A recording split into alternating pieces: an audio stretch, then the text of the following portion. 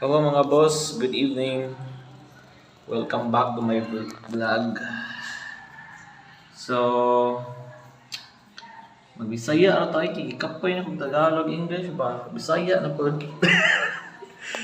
So, muna ni sa Obi-Wan, yung flower horn na to. Ni mamaw na good yun ang ulo. Yun.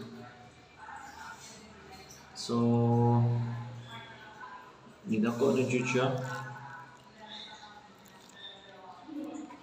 Baro kay kurma.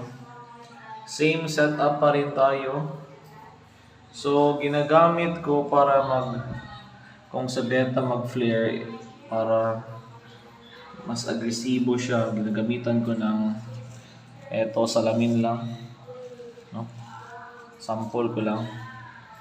Yung iba, ginagamitan ng Toblerone mirror, pero sa akin, eto lang. So, yun. Siya na bahala dyan. So, enjoy na siya dyan. Or, kung hindi pwede salamin, or kung ayaw nyo yan, ng ganyan, so, meron din tayong molly. Molly po lang ginagamit ito sa para maglagot na siya ba. Kung sa beta pa na mag-flare. So, unsa na ni nga itong molly dali ba nagluya na ni. Ginihan naman ako siya ibutan. So, molly or mirror. Pero goods na rin yung mirror.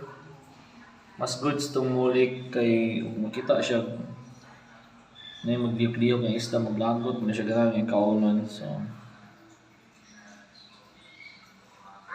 kiniya naman ako naging butang doon. So, hindi na siya ganun, naging molly.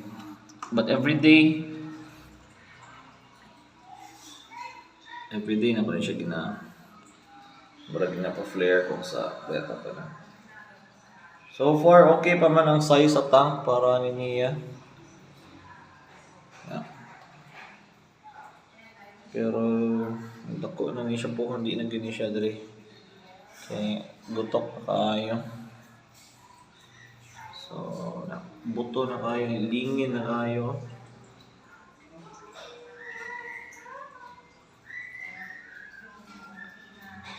Alright, so same magyapon, heater, mini sump, natin drop gas water, napod tayo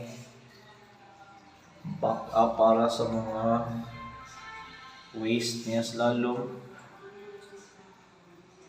So, more na update na to for now guys. Happy fish keeping mga boss. Obi-Wan.